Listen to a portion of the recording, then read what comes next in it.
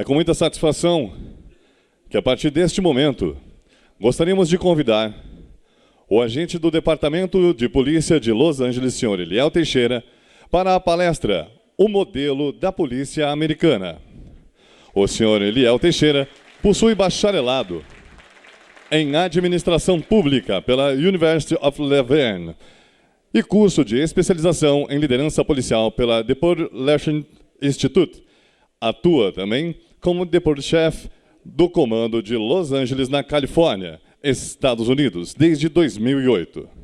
Atuou nas áreas operacional, prisional, judicial, administrativa e ainda é instrutor adjunto da Academia de Xerifes de Los Angeles, certificado avançado como autoridade policial pelo POST, Peace of Standards of Training, dos estados da Califórnia, instrutor adjunto da Academia de Xerifes de Los Angeles, palestrante nas áreas de sistema policiais e gestão.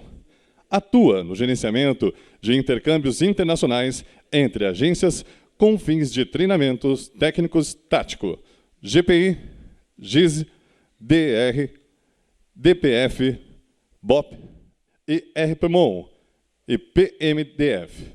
Com vocês, o nosso palestrante de hoje, Sr. Eliel Teixeira.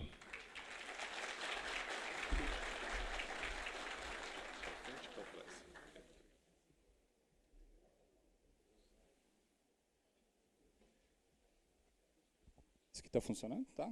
Ah, perfeito, então. Ah, perfeito. Aí, obrigado. Primeiramente, gostaria de agradecer a todos pelo convite, a FENAPEF por estar aqui mais uma vez, entre colegas que eu tenho uma apreciação tão grande, que são os meus colegas aqui da Polícia Federal, e dizer que é uma honra muito grande, vocês vão entender o porquê que é uma honra tão grande.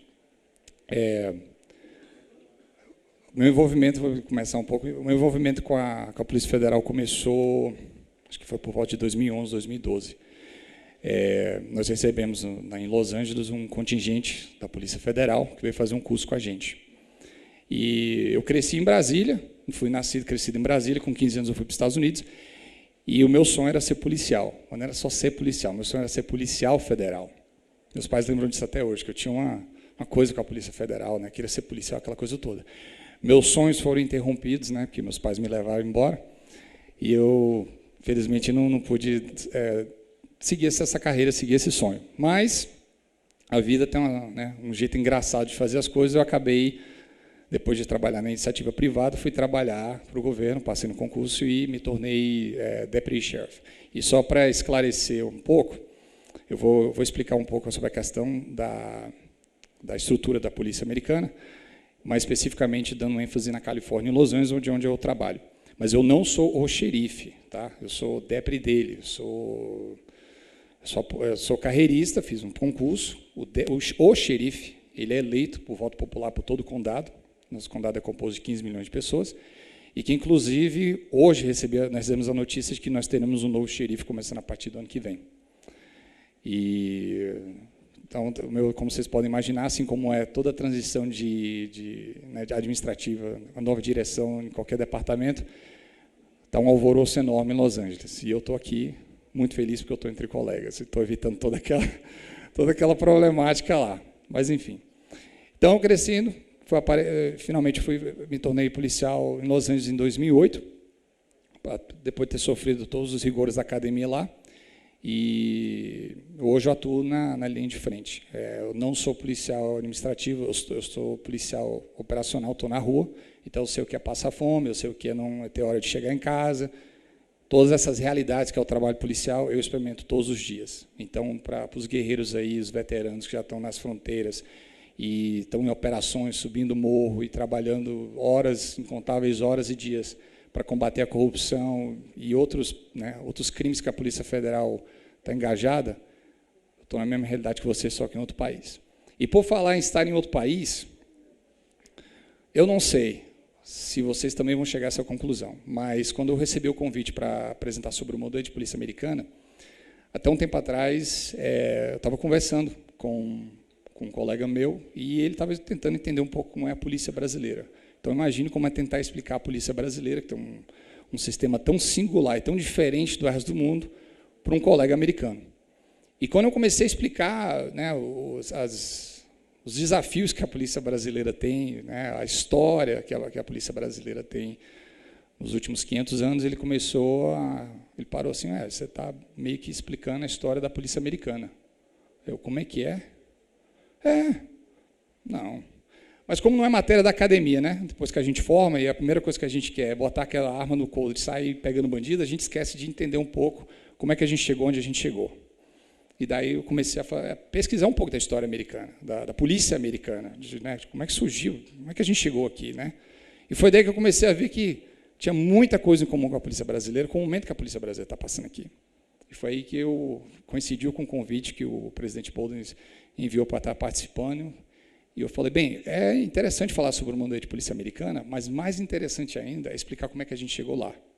Porque, afinal de contas, um evento como esse é divisor de águas. Para a gente foi. Nós tivemos um evento assim, vocês vão ver nos slides, e a mudança que aconteceu na polícia americana para ela chegar onde ela é hoje, não é a melhor polícia do mundo. É uma das mais ou menos melhores, mas não é a melhor. Nós temos muitas mazelas, muitos problemas. Mas viramos referência. E uma das razões que a gente chegou lá foi porque houveram momentos chaves na nossa história e na história da sociedade americana.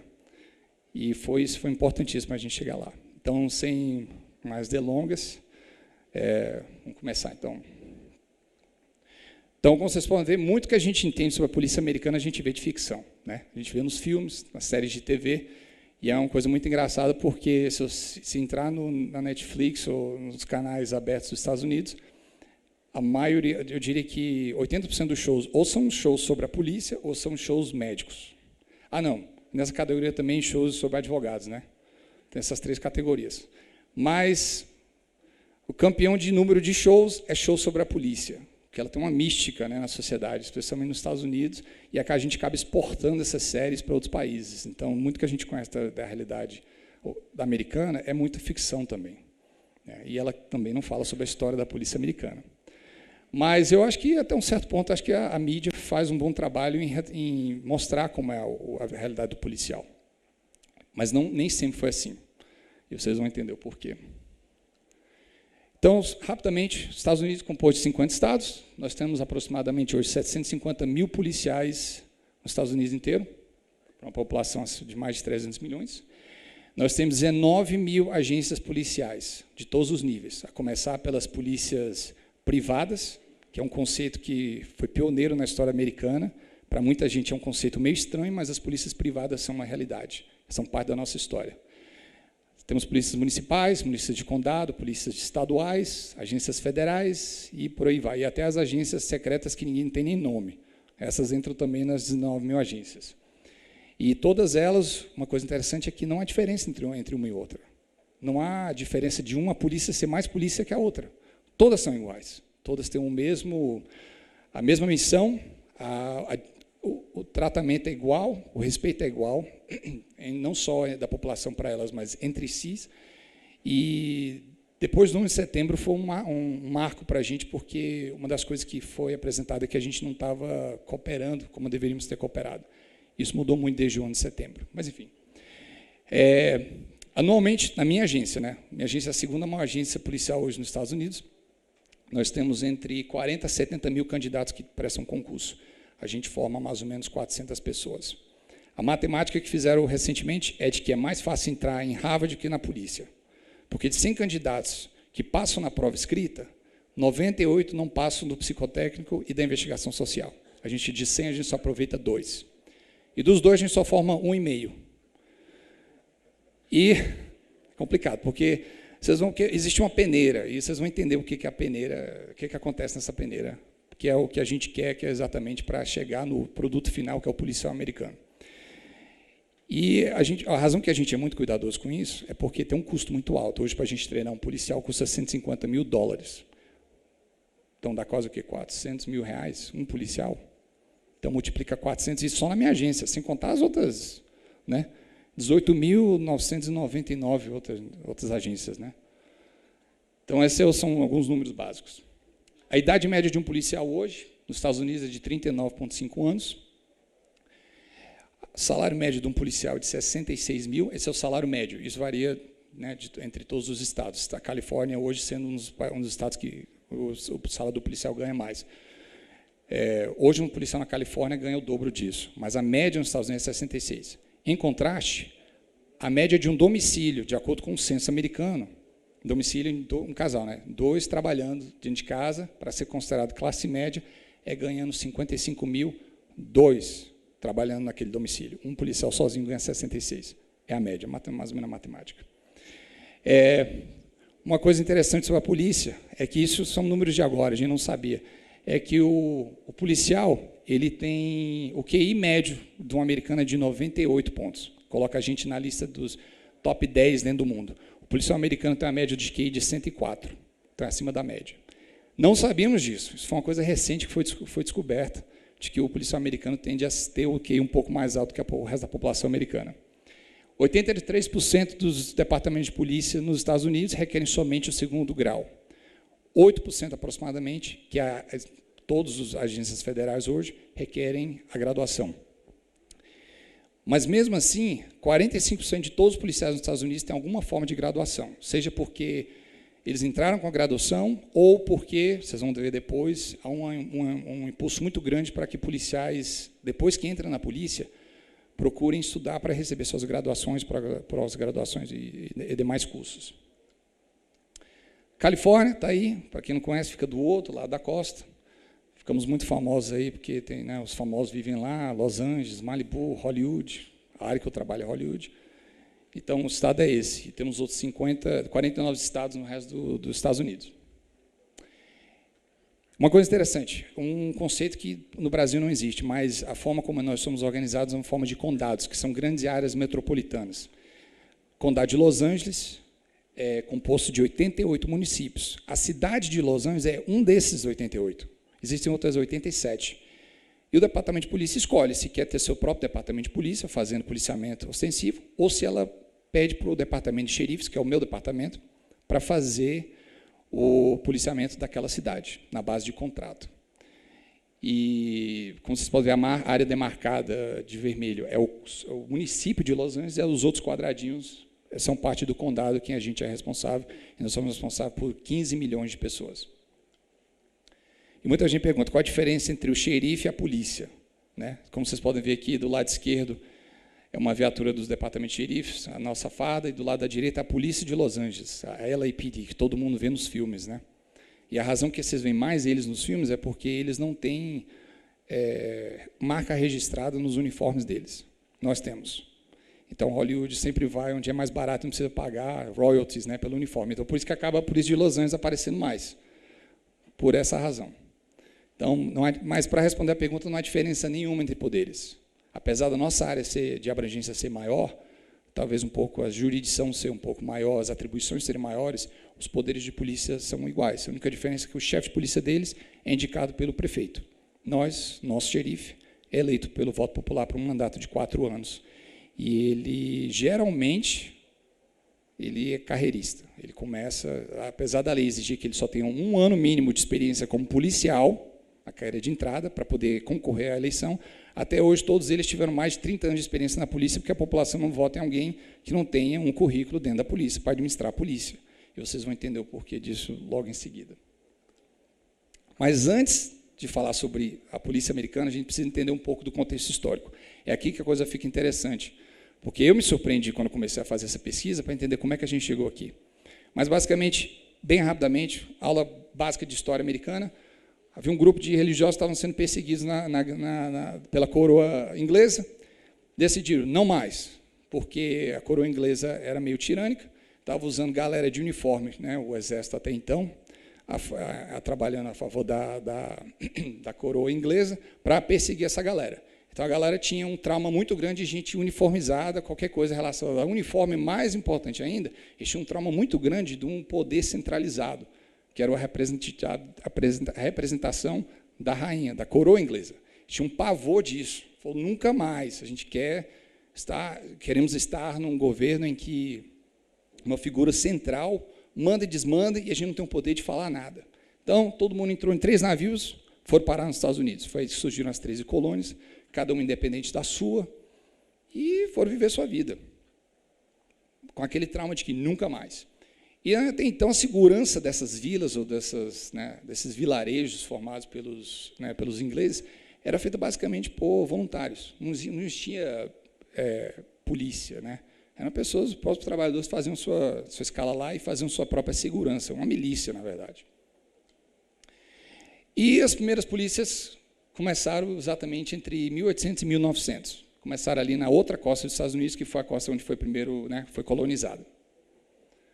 E, claro, que no decorrer desses anos, eu não vou entrar nessa questão, houve o chamado Gold Rush, que foi a corrida do ouro, que todo mundo foi para o outro lado dos Estados Unidos, foi daí que surgiu a Califórnia. O meu departamento surgiu em 1850, então foi mais ou menos na meada desse século aí que tudo começou. Mas não vamos parar, a gente não vai falar sobre essa parte. Mas antes que isso tudo, tem duas ideias doutrinárias, políticas, que foram importantíssimas, foram peças-chave, que aconteceram, que levaram a polícia a chegar onde a gente chegou. A primeira delas é o Barão de Montesquieu, que foi quem estabeleceu sobre a questão da separação de poder. Ele, no seu livro 1748, ele falou sobre a questão de que a mesma pessoa que dispensa a justiça não pode ser a mesma pessoa que executa, porque daí não há liberdade. Daí surgiu a separação dos três poderes, que é a República Democrática de Direito, que é o que o Brasil tem, e, claro, os Estados Unidos também. Essa ideia, 200 anos antes, mas ia ter um impacto importantíssimo na evolução dos Estados Unidos. Logo em seguida, surgiu o Sir Robert Peel. Para quem gosta de história da polícia, sabe que ele foi o cara que desenvolveu a doutrina da polícia moderna. A Scotland Yard, a Polícia Metropolitana de Londres, que é considerada hoje uma grande referência na questão da polícia moderna que nós temos hoje, foi ele quem deu início. E ele criou 9 princípios da polícia. Para quem tem tempo, pode ir lá no Google, dar uma buscada, 9 princípios do Robert Peel, vocês vão ver. Basicamente, as primeiras 8, primeiras 7 princípios falam basicamente do relacionamento da polícia com a população. Que a polícia tem legitimidade, a polícia tem que trabalhar de acordo com o que a população quer, não como ela entende que deva ser, porque ela é do povo, para o povo, pelo povo. Então, logo, ela é obrigada a seguir o que o governo quer, seguir o que o povo quer, a soberania do povo. Mas tem um ponto importantíssimo, que foi quando a polícia moderna americana surgiu, nós tivemos meio que uma crise de identidade. Porque o entendimento que o pessoal daquela época tinha, dos colonizadores, era de que não existia separação entre justiça, entre o executivo, entre o judiciário. Não existia essa separação. O legislativo era a pessoa da rainha, do rei, que fazia e pronto, acontecia. E eles viam como era muito fácil ter abuso a partir de se tivesse tudo nisso aí. Mas quando surgiu o conceito de polícia moderna, do Sir Robert Peel, ele falou, o 8º conceito, ele falou o seguinte: reconhecer sempre a necessidade de estrita adesão às funções policiais executivas. Significa, o policial está ali para executar, não está ali para avaliar a lei, não está ali para ser jurista, não está ali para dar entendimento à lei, ele está ali para executar. O que está escrito, vai lá e faz, executivo. Já a polícia ia ser parte do governo, da parte do executivo de um governo. E abster-se de parecer usurpar os poderes do judiciário. Então, sim, ou você é polícia ou você é parte do judiciário. Não tem como ser uma figura mística dos dois lados, não tem. Isso em 1820. De vingar indivíduos ao Estado e de julgar sumariamente e punir os culpados. Quer dizer, 100 anos depois de que o primeiro, o Barão de Montesquieu, tinha falado, surge o Robert Peel, que inventa a polícia moderna e desde já estabelece, para ser polícia moderna, ou você escolhe um lado, ou você é de um lado ou do outro, não tem como ser os dois. Desculpa, meu amigo. Então, escolhe um lado e seja um ou outro. E foi daí que começou a surgir a ideia de que nós precisamos de uma polícia moderna. Nós precisamos ter um entendimento de polícia. Foi daí que, com a corrida do ouro, exatamente nessa época, começaram a surgir os primeiros departamentos de polícia nos Estados Unidos, já nessa identidade que nós somos parte do executivo, não somos parte do judiciário, separa, pronto, acabou. Esse foi o primeiro policial, o típico policial daquela época. O estereótipo não ajudava muito, porque ele era mal educado, ele era da baixa camada social, ele era ignorante, mal treinado, truculento, muito rápido em abusar os direitos civis das pessoas, porque ele não tinha esse entendimento de o que é direitos civis, garantias de direitos civis, não existia. Mas, acima de tudo, porque não tinha uma supervisão na polícia, um entendimento de a polícia, qual o trabalho dela dentro de uma sociedade moderna, o policial tinha todo esse poder, mas não tinha uma supervisão, não tinha um direcionamento.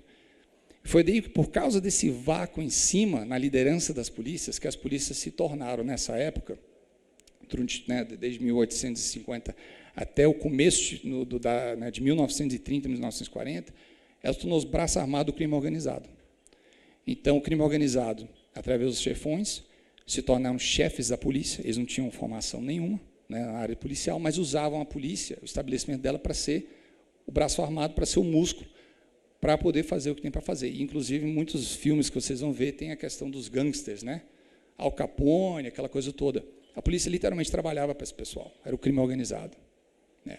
E ela se instalou de uma forma, dentro dos Estados Unidos, que os Estados Unidos não conseguia progredir por causa do crime organizado, porque tinha, assim, no DNA da polícia estava o crime organizado. Ela tinha entrado, permeado assim, o tecido da polícia de uma forma tão grande que a polícia não sabia ser uma polícia se não fosse debaixo da tutela do crime organizado, dos grandes chefões do crime organizado, né? Naquela época do Dick Tracy, aquela coisa toda, entendeu? Dillinger e outros, né? Outros agentes, outros membros do crime organizado. E esse era o típico policial. A população não estava feliz com isso. E foi daí que começou a grande opressão às minorias, assim, uma coisa engraçada. O policial, naquela época, por ser um trabalho mal remunerado, então eles pegavam as pessoas mais ignorantes que existiam, e a única pessoa que queria trabalhar nisso eram imigrantes. Então, por isso que há uma tradição muito grande hoje, na polícia americana, especialmente na costa leste, né, que é onde começou, da herança irlandesa. Inclusive, hoje, nos nossos funerais, eu não recomendo ninguém ir a um, mas caso você um dia vá num funeral americano, você vai ver que as gaitas de fole fazem parte da nossa tradição de enterrar um colega. Porque os primeiros policiais eram esses imigrantes irlandeses. Porque ninguém queria trabalhar na polícia na época. Porque tinha aquela ideia de que o cara tem que ser ignorante pra caramba. E não só isso, mas tem que atacar as minorias, aquela coisa toda, né? Enfim, foi um momento turbulento na nossa história dentro dos Estados Unidos. E a polícia foi peça-chave em abusar os direitos de todo mundo, sair quebrando, né, o cacete em todo mundo, exatamente, simplesmente por causa da segregação racial que existiu naquela época, né, entre as vizinhanças, poloneses aqui, alemães ali, irlandeses aqui, né, afro-americanos ali, e aquela coisa toda. E a polícia era usada exatamente para reprimir. Por quê? Não existia presença do governo do Estado para suprir a necessidade do povo ali. Então, quem é que supria? O crime organizado. Lembra muito algo que a gente vive hoje no Brasil, né? Em que o crime organizado acaba suprindo as coisas por causa da ausência do Estado. E, por isso, a polícia sofre. E acaba, né, tendo essa imagem que a polícia está ali para abusar o povo. Essa é uma imagem que, até hoje, né, infelizmente, a gente vive com o passado da polícia por causa disso. Basicamente, rapidamente, em 1800 foi um movimento reformista, a galera falou, não, vamos mudar tudo. Agora a gente tem grandes ideias, temos que reformar a polícia, né? Só ver se eu não estou passando o tempo aqui. Ah, tá, beleza. Em 1850 foi a primeira vez que apareceu a questão do fardamento e a padronização da polícia. Até então, como lembre-se, o pessoal tinha pavor de farda. Tinha assim, não, ranço de qualquer coisa militar. Deus me livre. Até hoje, inclusive, a gente tem um pouco disso, né? Que as fardas, a gente não pode militarizar demais na rua, porque parece que vai uma invasão dos militares nos Estados Unidos. Conversa, né? Coisa de... Enfim, vou nem entrar nessa questão. Mas, enfim, em 1850 foi a primeira vez que apareceu a questão do fardamento. Por quê? Os policiais, na época, não usavam farda, não usavam terno e gravata, né? Então, o policial, né, beleza, está de turno, colocava o distintivo dele do lado de fora e ia fazer o trabalho dele. Ninguém estava olhando, colocava a farda, né, o distintivo para dentro, ia lá e ia dormir. Ia fazer um bico em algum lugar. E falou, não, a polícia não pode ser assim. A polícia de Londres usa uniforme porque ela é de visibilidade, ostensividade. Então, a polícia americana tem que ser também. Aí surgiu aí. Em 1874, foi a primeira vez que nós tivemos uma associação como a FENAPEF. Só que, vocês vão ver lá na frente, surgiu um problema muito grande, porque a única categoria que se uniu para poder juntar e falar, ó, vamos, né, trabalhar em prol, né, da nossa categoria, foram os agentes penitenciários, porque a polícia não se envolvia nisso. Né? Não, que isso, não envolver com isso não. Então, a Associação Nacional Penitenciária surgiu em 1874. Em 1874, no mesmo ano, um visionário, né, da polícia americana mandou uma carta para 20 e tantos né, representantes de vários departamentos de polícia para se encontrarem, porque eles queriam falar sobre a modernização do trabalho da polícia. Eles queriam falar sobre novas tecnologias, eles queriam falar sobre a reforma da polícia. Falaram, a gente está fragmentado, a gente não tem representatividade, a gente não fala um com o outro. A gente está num momento aqui, vamos virar o século, e a polícia continua sendo de 100 anos atrás. A gente precisa mudar, né? E criou-se esse evento, que foi a primeira reunião da Associação Internacional dos Chefes de Polícia. Um de vocês conhece, que é a AACP, né? Alguns de vocês podem até ser membros dela.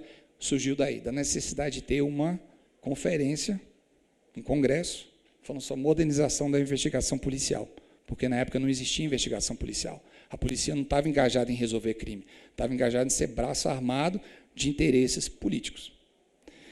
E, em 1888, que foi logo em seguida, surgiu as ordens fraternais policiais, que foram os primeiros sindicatos que nós tivemos. E elas foram essenciais, vocês vão ver mais lá na frente, para a mudança do cenário, da realidade do policial americano. Mas surgiu aí, em 1880.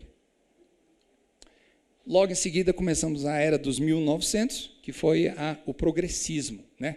Que é aquela coisa assim, o New Deal, vamos lá, vamos conquistar o mundo, mas para conquistar o mundo a gente tem que resolver os problemas internos da casa, né? Foram várias ideias naquela época. E surgiu a primeira versão do que isso falou sobre a questão da carreira estruturada. Porque o pessoal naquela época falou, bem, se a gente não tiver uma carreira estruturada na polícia, ou se o policial não houver valorização da carreira dele, o pessoal vai embora. Porque a gente precisa tornar o trabalho policial de trabalho, de emprego, porque o cara não tem outra opção, porque ou ele é pobre, ou ele é imigrante, ele não tem mais outra opção, para carreira, em que ele esteja investido naquilo, ele vai dar o sangue, vai dar a alma, se for preciso, até a vida, em prol daquilo, né? Foi daí que surgiu essa primeira ideia, foi na época do progressismo, na virada do século. Daí surgiu também a questão da meritocracia, de que não, a gente tem que mandar a pessoa mais qualificada para liderar a gente, né? Porque a gente teve uma experiência, né, com o pessoal, os chefes do crime organizado, não deu certo, a gente pegou gente que era indicada por indicação política, apadrinhamento, não deu certo, então agora vamos procurar os melhores. Surgiu também a necessidade da educação, porque como é que o policial, né, vai ser valorizado se ele não tem educação? Porque muito naquela época era isso é herança, né, da época do Império, era de que você sabe com quem você está falando, né? A questão do título, o Lorde, eu sou o chefe, eu sou o boss, né? E aquela coisa do que a minha classe social é mais alta que a sua. Então, como é que o policial, né, não ia ficar acanhado em prender um cara que estava num nível social mais alto perante a sociedade? Então, falou, então, se a questão é educação, para o policial chegar nesse ponto, então vamos investir em educação. Até então, eram só ideias, eram conceitos, nunca nada tinha sido aplicado ainda.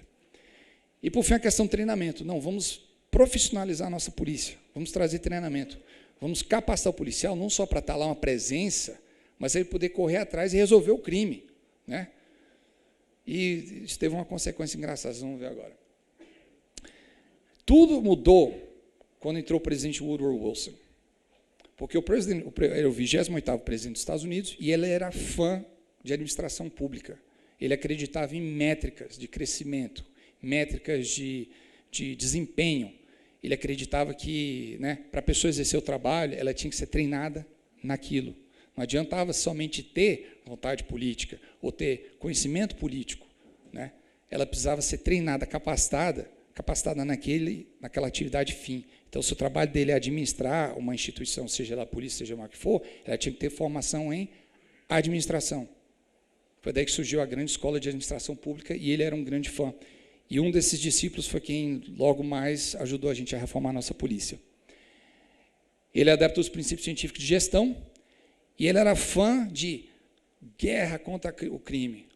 Foi daí que surgiu os primeiros caveirões americanos, que eram os carros, né, blindados, com a galera, né, toda meio vestida de preto, com as 12 escopeta e espingarda, e ia atrás de bandido, porque, inclusive, um dos generais que foram apontados para ser um dos chefes de polícia, ele era general dos fuzileiros navais. E o lema dele era, bandido reformado é bandido morto.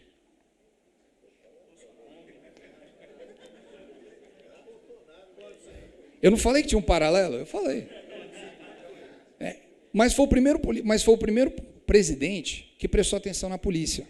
Até então, a polícia era considerada assim, ralé. Ninguém queria ser policial. Ninguém queria trabalhar na polícia. Só que o policial, ele entendeu de que não, para ter progresso, tem que ter ordem primeiro. Quem que estabelece ordem? A polícia. Sem ordem, sem policial não tem ordem, sem ordem não tem progresso. A ideia dele era essa, de acordo com as ideias do New Deal, que era a grande onda, que pegou os Estados Unidos nessa época. E foi o primeiro que falou sobre a questão da carreira única. Daí vocês vão ver que isso tornou-se um conceito, entre os acadêmicos, de que solidificou a ideia de que, realmente, para a polícia funcionar, tem que ter carreira única. Até então era uma ideia, não tinha respaldo científico.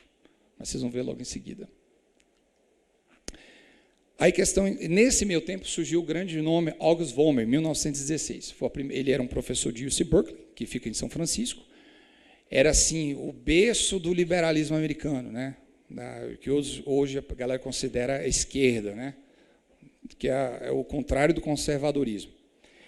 E ele falou, não, o policial precisa ter curso superior para poder formar gestores, porque se ele não for formado naquilo, não vai funcionar. Então, o que aconteceu? Ele criou o primeiro curso superior de gerência policial. E quais eram as matérias? Ciências sociais, ciências naturais, gestão de recursos humanos e gestão administrativa, gestão para administradores.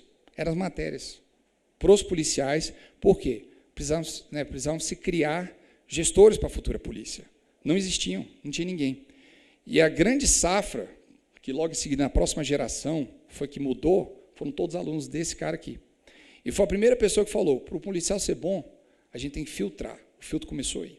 E foi a primeira pessoa que instituiu o psicotécnico na polícia. Evoluiu muito. Hoje, vocês vão ver, por isso que dos 100 a gente só aproveita 2, dos 100 que chegam, passam da prova escrita, por causa do psicotécnico, porque eles precisavam de perfil para poder exercer a profissão policial. Aí, claro, aconteceu a Primeira e Segunda Guerra Mundial, aquela coisa toda, 1914, 1918, 1939, 1945, e a demografia dos Estados Unidos mudou de uma hora para outra.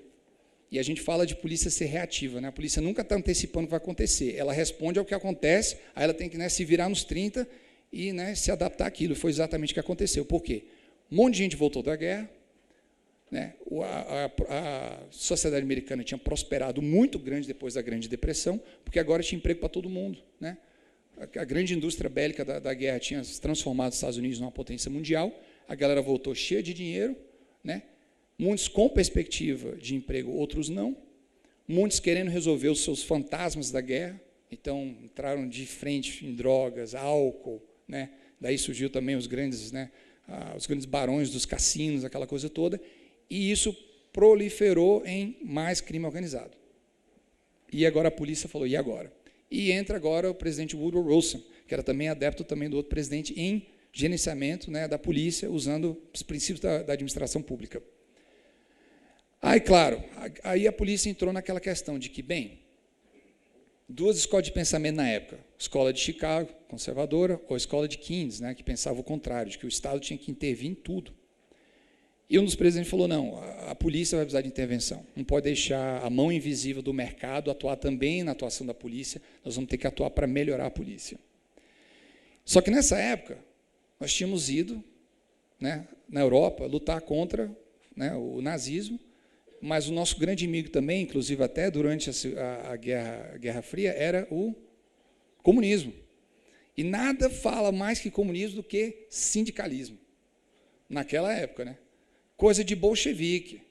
E a polícia, como ela tinha sido utilizada muito pelo governo para acabar com greves, atuações do que é equivalente a nós seria a nossa CUT americana, a polícia se viu, bem, mas peraí, e agora? Todas as outras carreiras estão sendo valorizadas, os caras estão trabalhando jornada de trabalho de 40 horas e tem um final de semana para descansar, o policial está trabalhando no mínimo 65 por semana, até 80, folga um dia a cada 2 semanas e o salário é uma merreca. Ué, mas e a gente? Aí ele se viu naquele paradoxo, bem, eu estou combatendo o inimigo que é o comunista, que são também a galera do sindicato. Mas sem um sindicato, eu não chego onde eu quero chegar, e eu não vou ser valorizado. E agora, o que eu faço? Chegou aquela encruzilhada, para onde é que a polícia vai? E tinha esse grande sentimento antissindicalista, porque era considerado uma coisa de comunista. E a polícia precisou reavaliar o seu posicionamento perante a grande máquina do governo para entender, bem, como é que a gente vai chegar lá onde a gente quer chegar, que é a valorização do policial. Daí surgiram as comissões, né? Quase uma CPI, para entender, viu? Vamos entender o trabalho, o que está acontecendo com a polícia para tentar melhorar a polícia. E uma coisa boa dessas comissões é que a gente precisava do respaldo da credibilidade científica. Porque como é que vai chegar e falar, olha, para um policial atuar bem, ele precisa estar descansado. O outro lado ia perguntar, tá, mas você está falando isso baseado em quê? Não, porque o meu colega aqui, tá, mas seu colega tem formação de quê? Ah, ele é policial de 30 anos. Tá, mas qual a formação dele? Né? Porque no meio acadêmico, né, todos vocês percebem, o título fala muito. O título é o seu cartão de visita. Ele te dá uma porta de entrada e dá aquela credibilidade instantânea. Mesmo que a pessoa fale muita coisa errada, mas ela é aquele pé na porta para a pessoa entrar. E os policiais não tinham essa entrada. Não tinha como justificar, por exemplo, de que o policial tinha que usar força letal. Por quê? Não, mas é porque... Tá, mas baseado em quê a sua pesquisa? Não tinha nada disso. Então, as comissões foram baseadas, encomendadas pelas associações benevolentes da polícia, pagaram, né, juntaram uma comissão de acadêmicos de várias universidades, né, pesquisadores que não tinham nada a ver com a polícia, nada. A única coisa que eles tinham credibilidade no meio científico. Falou, ó, eu preciso que você pesquise sobre isso para a gente. Ok. Aí eles começaram a pesquisar. Por que a polícia não funciona? Aí eles foram ver, bem, o jeito que você está recrutando está errado, o policial está desmotivado porque não tem progressão de carreira dentro da carreira dele. Né? O grande motivo que os policiais estão desmotivados, não querem fazer nada, ou saem da polícia depois de todo esse investimento, é porque a chefia é muito ruim, entendeu? O ambiente de trabalho é muito hostil, então a galera está saindo, você está se perdendo esse investimento. A gente só conseguiu jogar essas ideias para melhoria porque não veio da gente. Eu não falei que tinha que ter um paralelo? Eu falei, eu avisei. Então, assim, por causa desse respaldo, então, como todas as pesquisas foram jogadas nos artigos, nos jornais científicos, não foram em jornais do sindicato, não foram, né? Porque se vir no policial parece que é sindicalismo, né? Gritando por mais, quero mais, quero mais, quero mais. Mas veio de artigos de jornais científicos. O pessoal, não, mas se o cientista está falando, deve ser verdade, né? De que a razão por que está tendo tanto crime na minha rua é porque o policial não está dormindo bem. Então, ele dorme no serviço, mas se ele dormir em casa, ele só trabalhar 40 horas, então ele vai dar mais atenção na minha vizinhança. Foi daí que começou. Porque foram feitas essas pesquisas por nomes de ninguém que não tinha nada a ver com a polícia. Grandes nomes. Aí, uma das coisas que saiu foi exatamente a questão da teoria de broken windows. Isso foi uma coisa que veio depois. O pesquisador não tinha nada a ver com a polícia. Nada a ver. Mas ele viu que, bem, peraí, há uma correlação aqui. A polícia, com essa munição de que, então tem que ferrar todo mundo, crime do menor, de qualidade de vida para resolver os grandes crimes, beleza, está aqui, ó, meu passo para poder prender todo mundo. Nova York foi lá, em mãos dessa pesquisa científica que dava credibilidade às técnicas, né, ao approach que ele estava querendo fazer na criminalidade, foram lá e resolveram o problema da segurança pública de Nova York. Hoje é o grande princípio que muitos países usam, é a teoria de janelas quebradas. Não foi um policial que pesquisou, foi um pesquisador que não tinha nada a ver com a polícia do meio acadêmico, mas porque a polícia encomendou, precisava dessa credibilidade. Daí surgiram também a necessidade, falou, bem, para a polícia ser eficaz, a polícia tem que ser especializada. Polícia de trânsito, polícia que mexe só com lavagem de dinheiro, né? Polícia que mexe só com dinheiro falso, polícia que mexe só com tráfico de pessoas, tráfico de drogas.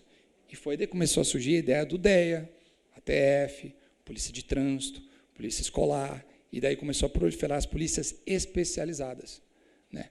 Porque sabia que, por exemplo, numa organização muito grande, há muito movimento de pessoas, de chefia, daquela coisa toda. E nem sempre é ideal a mudança, né, de uma pessoa de um lugar para o outro.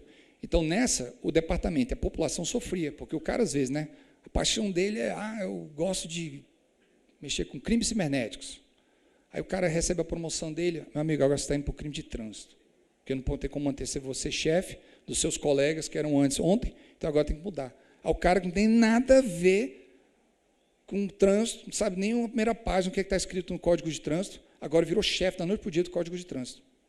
Falou assim, não, então acabou com isso. Façam especializações, polícias especializadas, que são liderados por especialistas daquela área, e que todo aquele conhecimento adquirido como o primeiro agente da lei, né, da entrada, vai ficar na instituição, vai ficar naquela unidade, não vai para lugar nenhum. Então, não se perde o conhecimento institucional, todo aquele conhecimento de crime, que não se ensina na escola, né, se ensina no trabalho do dia a dia do policial, não se perde. Foi daí que surgiu essa ideia. E daí surgiram essas unidades especializadas, principalmente os federais, que vocês conhecem, são especializados nisso. Mas até então, a carreira única é uma coisa meio assim, mas a gente tem, mas é baseado em quê? Mais uma vez, pesquisa científica. Daí surge Peter Drucker, um nome muito famoso. Ele é considerado um dos pais da administração pública, né? Hoje é impossível não ler um artigo sobre a administração pública que não tenha o nome desse cara envolvido. É um grande nome da administração pública. E ele, em 1959, através de observação de coisas que tinham acontecido na primeira meada do século, ele criou a teoria do knowledge worker, que é o trabalhador do conhecimento. Ele basicamente define o seguinte: o trabalhador do conhecimento é aquele cara que ele não é aquele cara de linha de produção que consegue fazer a coisa automática o dia inteiro, fazer a mesma coisa. Ele não pode ter rotina. É aquele cara que consegue ver uma imagem assim, juntar os pontinhos e criar uma imagem. É aquele cara que consegue usar a criatividade dele para resolver um problema, pensar fora, né, dos parâmetros já estabelecidos. Né? E ele identificou essa pessoa. Né? Eram programadores, né, inventores, né, pessoas que trabalhavam nessa área, policiais, porque eles usavam uma parte do cérebro que é aquela que consegue ver coisas que as pessoas não veem. E, através de juntar as peças do quebra-cabeça, falar, está aqui o crime resolvido. Era o perfil do policial. E ele tinha feito um mapa desse perfil desse cara. Entre várias, né, profissões, o policial se encontrava nesse perfil. Só que ele falou coisas interessantes, foi o seguinte: não só existe um perfil, né, dessa pessoa, mas existe uma forma de administrar essa pessoa. Essa pessoa trabalha bem quando o chefe dela, primeiro, deixa ela em paz para fazer o que ela tem para fazer sozinho, e outra, ele respeita porque essa pessoa já fez o que ela fez. Daí se solidificou a questão da carreira única, que agora os chefes são pessoas que ascenderam ao cargo de chefia porque já foram policiais que entraram pela carreira única. E daí surgiu a questão do sindicalismo, e foi daí que tudo surgiu, porque a polícia americana decidiu, não, vamos nos sindicalizar sim. E foi daí que tudo mudou.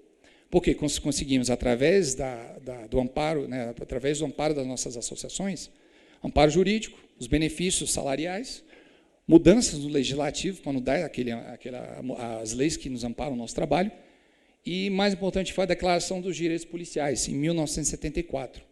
Então, hoje o policial tem uma série de respaldo, de proteções na Constituição que ninguém mais tem. E isso nos deu a condição de ir lá trabalhar e enfrentar o crime, às vezes trabalhando dentro da viatura sozinho, que é o que eu faço. Porque eu tenho esse respaldo de fazer o que eu tenho para fazer e, acima de tudo, me protege do assédio dos meus chefes.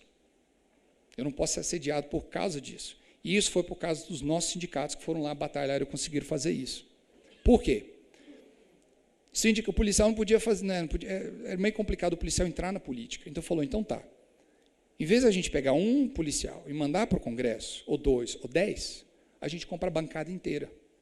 Então, por exemplo, hoje a maior associação de representatividade, como se fosse a FENAPEF, chamada a Ordem Fraternal da Polícia, ela tem 400 mil inscritos, dos 775. Inscritos diretos, fora aqueles que são de associações que são filiadas, né, à Ordem Fraternal. Cada um paga $80. Então, faz o cálculo, né? 400 mil pessoas vezes $80. Então, hoje, o nosso caixa, para mudar e comprar bancadas que vão mudar o nosso legislativo, está chegando na casa dos $100 milhões. Isso por ano. Multiplica 4 anos, nós temos um caixa para a gente conseguir os legislativos que a gente quer. E outra, não são pessoas do nosso, né? Não são policiais que estão entrando, mas são... O pessoal até brinca e fala que é uma coisa errada, mas basicamente a gente está comprando legislador para trabalhar a nosso favor, porque a gente está pagando a campanha dele. E ai dele, que já aconteceu agora dessa última vez, uma reeleição agora, ai dele se ele não seguiu o que a gente quer que ele passe. Porque, por exemplo, então 4 anos atrás você ganhou quanto? 2 milhões? Você não passou o que a gente queria? Beleza, quem é o seu candidato? É você? Então está aqui 5. Vai lá e tira o cara lá do assento que eu quero você agora. E se daqui a 4 anos você fizer o trabalho, para o teu, né, o próximo eu pago 10. Pronto. Então, hoje nós temos uma bancada forte no Congresso, não só a nível federal, como a nível estadual. E, claro, a grande questão era a imagem da polícia na mídia. Então, foram criados grupos adicionais que estavam trabalhando em prol da polícia, por exemplo, Concerns of Police Survivors. É uma associação de mulheres dos policiais que foram mortos em serviço. Eu quero ver um legislador, eu quero ver um político não abrir a porta para uma mulher, uma viúva de um policial morto. No dia que ele disser, não, não tem um tempo para você, no dia seguinte ela está na mídia. E o cara perde a eleição na próxima eleição, porque o cara não mostra, né, preocupação pela mulher, pela vítima do policial. Aí temos associações, mais importante, eu estava falando sobre respaldo político. Vocês já ouviram aquela questão da lei dos 21 pés, que o cara com a faca consegue atingir, por isso você pode usar a arma letal? Surgiu por causa do Force Science Institute. É um think tank. É uma organização nada a ver com a polícia, formados por profissionais, são pagos pela polícia, físicos, médicos, profissionais da área da saúde, aquela coisa toda, em que juntas fizeram um experimento. Falaram, não, a polícia, o tempo de reação da polícia é atrasado, por isso que o policial tem que atirar antes. Então, quando você vai na corte, fala, mas peraí, o policial matou meu cliente aqui e tal. Não, mas a pesquisa científica diz que o meu tempo de reação está atrasado, por isso que eu atirei antes. Pronto. Mas porque há respaldo político, e até hoje é um dos grandes aliados que nós temos, são institutos como esse, como o Force Science Institute. Você pode até olhar no Google, todo o site, todas as pesquisas são usadas grandemente pela polícia hoje. E o ciclo completo, só para finalizar. Como é que surge o ciclo completo? Nós somos forçados. Nós temos chamada Sexta Emenda Constitucional. Ela estabelece, basicamente, o direito processual do preso, né, do detido. Duas coisas acontecem. Primeiro, estabelece que dentro de 40 horas nós temos que ter a audiência de custódia. Eu sei que ela é um pouco diferente da de vocês, mas, basicamente, dentro de 48 horas, a promotoria tem que apresentar uma denúncia. E ele tem que apresentar na frente do magistrado para confirmar se a denúncia vai ou não vai para frente, dentro de 48 horas. Logo em seguida, cada estado muda. No meu estado, dentro de 100 dias, eu tenho que apresentar a investigação completa. 100 dias, eu tenho para fazer tudo. Né? Então, dentro de 100 dias, eu tenho que fazer tudo, mostrar para o Ministério Público, o Ministério olhar, ok, beleza, vamos lá, vamos meter bronca. Pá, tudo completo.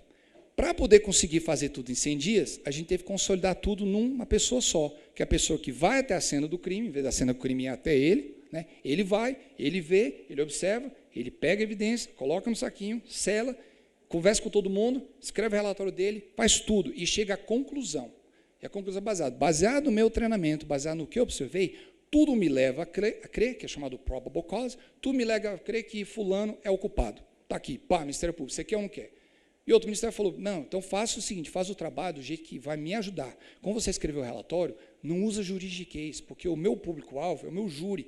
A maioria do pessoal não passou da 7ª série. Os caras não entendem palavras jurídicas. Então, escreva como se você estiver escrevendo para uma criança da 7ª, 8ª série. Ok. O policial foi lá e escreve. A minha redação nos meus relatórios é como se eu estivesse escrevendo para uma criança de 12 anos de idade. Por quê? Quem vai ler é o júri. E o júri não... Né? Beleza, porque o meu cliente é o Ministério Público, não é? Então, eu vou fazer do jeito que ele quer. Estou aqui para agradar o cliente. Né? Então, a gente escreve dessa forma. E a cláusula do confronto, que é o quê? Que a pessoa que está sendo acusada, ela tem o direito garantido por lei de olhar o acusador no olho. Quem é que está acusando? Tá, o Ministério Público está acusando. Mas quem que chegou à conclusão de que o cara é o culpado? Eu. Então, a pessoa tem o direito de olhar na minha cara. Então, não tem como ter uma equipe de 20 pessoas, que acontece às vezes, né, quando o crime é muito grande. Mas o investigador principal, que é o responsável, ele tem que chegar no olho da pessoa, né, e falar, você que está me acusando, por quê? Não, porque baseado em tudo que eu vi, essa é a minha acusação. E ela tem um direito. Então, não tem como ter uma equipe de 300 pessoas, cada um fez uma coisa separada, e não há essa junção da conclusão final. Entendeu? Então, por causa dessa lei, que a gente teve que juntar tudo num policial só. Daí surgiu o ciclo completo. É o que está fazendo a ostensividade, aquele que investiga, é que ele faz tudo e apresenta no final o produto pronto do jeito que o Ministério Público quer, porque ele é o nosso cliente. Eu não vou entrar nessa parte, que meu tempo está acabando, mas a forma como a gente quer do recrutamento é pessoas com vocação, perfil e personalidade. Por isso que o filtro é muito grande para chegar a esse ponto. E sobre a questão de perspectiva de crescimento, a retenção, hoje são algumas coisas que a gente usa na nossa carreira, que a gente já entendeu, de que são essenciais para manter o policial, porque, afinal de contas, ele custa $150 mil para treinar. Então, a gente não pode perder o cara para outra indústria. Então, por isso que a gente fala da questão da valorização, perspectiva de crescimento, são coisas-chave já provadas por pesquisas científicas, né, de pesquisadores da área, de que para manter um policial feliz, e com produtividade ele tem que estar alegre e contente. Então, hoje, os grandes gestores da polícia entendem que meu trabalho é manter o policial feliz, porque se eu não for feliz, ele não produz. Se não produz, é minha cabeça na guilhotina que eu vou ser mandado embora, eu não vou promover. Então, meu trabalho é fazer ele ficar feliz. São duas teorias, o efeito Hawthorne, teoria da expectativa, vocês podem olhar depois. E, para encerrar, na década de 60, 70, foi quando surgiu os primeiros grupos de operações especiais do Exército Americano. E esses princípios são princípios que agora guiam, né, o nosso trabalho da polícia. Né, são 5 verdades. E hoje a gestão da polícia nos Estados Unidos é guiada por essas 5 verdades. A primeira verdade é: humanos são mais importantes que equipamentos. Então, se um chefe chegar a falar de que não, mas eu estou te apoiando porque eu estou te dando viatura nova, é mentira. Se ele não estiver valorizando como ser humano, não adianta nada viatura, não adianta nada disso, isso é material. Eu quero ser valorizado porque eu sou mais importante do que aquele pedaço de equipamento. Qualidade é melhor que quantidade. Então, mais vale um policial vocacionado, bem escolhido, bem treinado, do que 50 que são mal escolhidos, mal treinados e que não estão felizes no trabalho. Porque se brincar, eles vão atrapalhar tudo. Enquanto aquele um cara é o cara que vai resolver tudo. Terceiro, bons policiais não podem ser produzidos em massa. Não se consegue. A gente já tentou, tivemos efeitos desastrosos. Não tem como formar um monte como se fosse uma forminha. Não existe. 4, forças policiais competentes não podem ser criadas imediatamente depois de emergências. É um processo demorado. O investimento tem que ser a longo prazo. Tem que pensar a próxima geração daqui a 20, 30 anos. Por isso que hoje, as pessoas que estão entrando na polícia, eles querem o quê? Ou você tem uma formação, né, multidisciplinar, ou assim que você entrar, meu filho, pelo amor de Deus, faça uma pós-graduação em gerenciamento, em gestão, alguma coisa, porque você é o futuro do nosso departamento amanhã. Os gestores vão vir das nossas fileiras. Então, faça isso para você ser o nosso líder amanhã. E, para finalizar, o policial requer amparo no seu trabalho. Sozinho não faz nada. Se não tiver amparo dos seus colegas, da sociedade, né, apoio da sua liderança e, acima de tudo, pessoas que estão dispostas, né, a ir batalhar pelo amparo daquele policial, pessoas, né, como o pessoal da FENAPEF, o policial não chega a lugar nenhum. Essas são verdades que a gente vive hoje, a nossa realidade que norteia o nosso gerenciamento da segurança americana, e eu acho que tem nos servido bem. Então, talvez hoje vocês não vejam o resultado dessa conferência. Eu acredito que aqueles policiais em 1800 e cacetada, 1900, eles também não enxergavam isso. Mas eles não sabiam que aquilo ia mudar completamente o estado da polícia americana, e hoje nós seríamos referência. Nós não somos perfeitos, mas viramos referência por causa do sacrifício daqueles que, né, há 100 anos atrás, se expuseram a serem assediados moralmente, serem mandados embora, responder PAD, né, um monte de coisa. Mas eles fizeram. E hoje eu estou desfrutando do trabalho deles. Então, talvez vocês não vão ver a Terra Prometida. Infelizmente, talvez. Eu estou torcendo para que vocês vejam o fruto do seu trabalho de vocês. Mas não em vão. Porque pode ter certeza que a próxima leva de policiais federais, eles vão olhar para trás e talvez vão ser ignorantes, igual eu falar, pô, a Polícia Federal é a melhor polícia do mundo, mas quando a gente chegou aqui. Mas eles com certeza vão saber que foi pelo sacrifício do trabalho de vocês. Muito obrigado pelo convite, mais uma vez estar aqui com vocês. Agradeço. Boa sorte e muito sucesso.